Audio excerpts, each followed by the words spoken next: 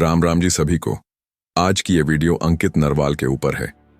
जी हाँ दोस्तों, वही अंकित नरवाल जो लॉरेंस बिश्नोई का दोस्त है और गैंगस्टर संपत नेहरा की मौसी का लड़का है। वही अंकित नरवाल जिसने रजत दलाल जैसे ऑनलाइन गुंडे को उसकी औकात दिखाई थी। इस वीडियो के अंदर हम अंकित नरवाल की सारी बातों को कवर करेंगे। इसमें मर्डर, जेल, शराब का काम और पॉलिटिक्स में एंट्री सभी शामिल रहेंगे। तो इस वीडियो को पूरी अंत तक जरूर देखना। और अगर हमारे चैनल पर आप नए हो तो चैनल को सब्सक्राइब करके बेल आइकन को ऑल पर जरूर कर लेना, ताकि हमारे द्वारा अपलोड की हुई वीडियो का नोटिफिकेशन आपके पास पहुंच जाए। अब बढ़ते हैं वीडियो की तरफ। अंकित नरवाल एक ऐसा नाम है जो सोशल मीडिया पर तेजी से वायरल हुआ है। इस नाम ने पूरे हरियाणा और दिल्ली के अंदर अपनी एक अलग पहचान बना दी। शायद ही ऐसा कोई इंसान होगा जिसने अंकित नरवाल का नाम नहीं सुना होगा। सबसे बड़ा सवाल, आखिर कौन है अंकित नरवाल? अंकित नरवाल हरियाणा में सोनीपत जिले के कथुरा गांव का रहने वाला है। अंकित नरवाल भी लॉरेंस बिश्नोई की तरह चंडीगढ़ के सेक्टर 10 में डीएवी कॉलेज से पढ़ा है। वो भी लॉरेंस बिश्नोई की तरह ही एक छात्र नेता था और हिंदुस्तान स्टूडेंट्स एसोसिएशन से जुड़ा हुआ था। मीडिया रिपोर्ट्स के अनुसार यहीं पर उसकी आशु नैन नाम के एक युवक से दुश्मनी हो जाती है। कहा जाता है कि आशु नैन ने अंकित नरवाल के सिर पर बियर की बोतल फोड़ दी थी। आशु नैन को नहीं पता था कि उसकी ये दुश्मनी उसके दो दोस्तों की जान ले लेगी। जी हाँ दोस्तों, ये लड़ाई इतनी बढ़ चुकी थी कि इसमें 2 लोगों की गोलियां मारकर हत्या कर दी गई थी। ये दिन था 18 दिसंबर 2019 का। रात के लगभग 10 बजे हुए थे। चंडीगढ़ के सेक्टर 15 में 4 दोस्त हमेशा की तरह अपने रूम पर आते हैं।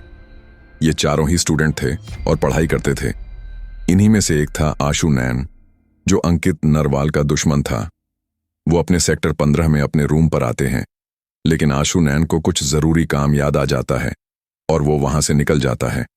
उसके निकलते ही 20 मिनट बाद वहां एक गाड़ी आती है। इस गाड़ी में अंकित नरवाल और उसके दोस्त थे। इनके पास पिस्तौल थे और पूरी तैयारी से वो उसी रूम में घुस जाते हैं। अंकित नरवाल और उसके दोस्त सुनील, विक्की कालिया और अमित आशु नैन के 2 दोस्तों को देखते हैं। आशु नैन के ये दोस्त अजय और विनीत थे। अंकित नरवाल और उसके दोस्त इन दोनों से आशु नैन के बारे में पूछते हैं, लेकिन ये दोनों आशु के बारे में बताने से मना कर देते हैं। इसके बाद अंकित नरवाल और उसके तीनों साथी पिस्टल निकाल लेते हैं और आशु के दोनों दोस्तों पर गोलियां बरसानी शुरू कर देते हैं। उस रात करीब 21 राउंड फायरिंग हुई थी। इस हमले में अजय और विनीत की मौत हो जाती है। अजय और विनीत के साथ उस रात कमरे में एक और लड़का भी था। इसका नाम था मोहित पूनिया। मोहित उस रात अंकित और उसके दोस्तों के सामने नहीं आया था, ना ही अंकित और उसके दोस्तों ने उसको देखा था। जब उन्होंने अजय और विनीत पर गोलियां बरसाईं तो मोहित पूनिया डरकर रजाई ओढ़कर सो गया। ऐसे में अंकित और उसके दोस्तों को लगा कि कमरे में बस अजय और विनीत ही थे। इसके बाद अंकित नरवाल और उसके साथ सुनील, विक्की कालिया और अमित वहां से फरार हो जाते हैं। पुलिस आती है और आशु नैन के दोस्त मोहित पूनिया को अपने साथ ले जाती है।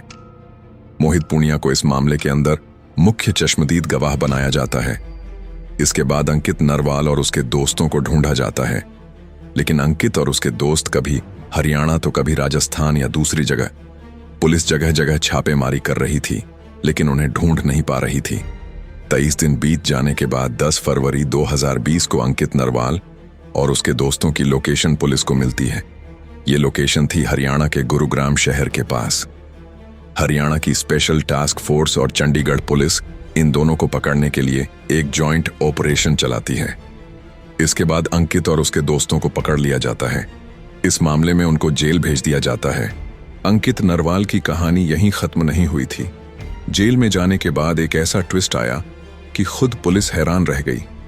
जी हां दोस्तों, अंकित नरवाल और उसका एक दोस्त प्रभात त्यागी बुढ़ैल जेल में बंद थे। इसी जेल में अंकित और उसका वो दोस्त प्रभात त्यागी दूसरे कैदी से 40 लाख रुपए की फिरौती मांग लेते हैं। इस कैदी का नाम था फिलिप जैकब। इसको लॉरेंस बिश्नोई के नाम पर डराया धमकाया जाता है और 40 लाख रुपए मांगे जाते हैं। अंकित नरवाल जेल के अंदर अपना पूरा नेटवर्क खड़ा कर लेता है। इसके बाद फरवरी 2023 में अंकित नरवाल की जिला अदालत में डबल मर्डर केस में पेशी होती है।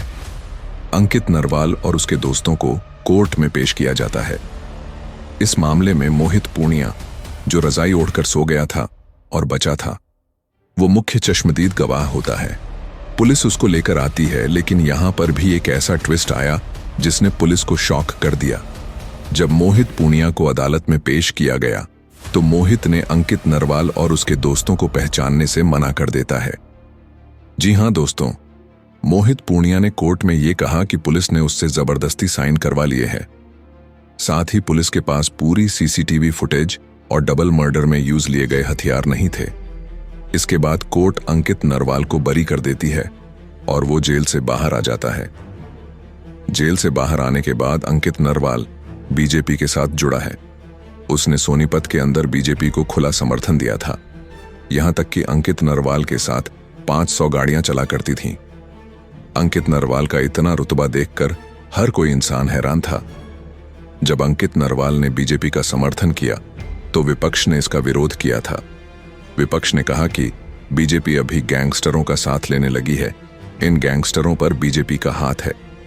हालांकि ये सब चलता रहा, लेकिन इसके बाद 2024 में दिसंबर के अंदर अंकित नरवाल को फिर से गिरफ्तार कर लिया गया था। स्पेशल टास्क फोर्स ने उसको फर्जी पासपोर्ट मामले में गिरफ्तार किया था। उनका कहना था कि अंकित नरवाल फर्जी पासपोर्ट के जरिए विदेश भागने वाला था। इस मामले में उसको गिरफ्तार कर लिया जाता है और फिर कोर्ट में पेश करके जेल भेज दिया जाता है। हालांकि अंकित नरवाल अभी फिर से जेल से बाहर आ गया है। अंकित नरवाल लॉरेंस बिश्नोई के साथ साथ रोहतक के एक पुराने गैंगस्टर राजेश सरकारी के साथ भी जुड़ा है।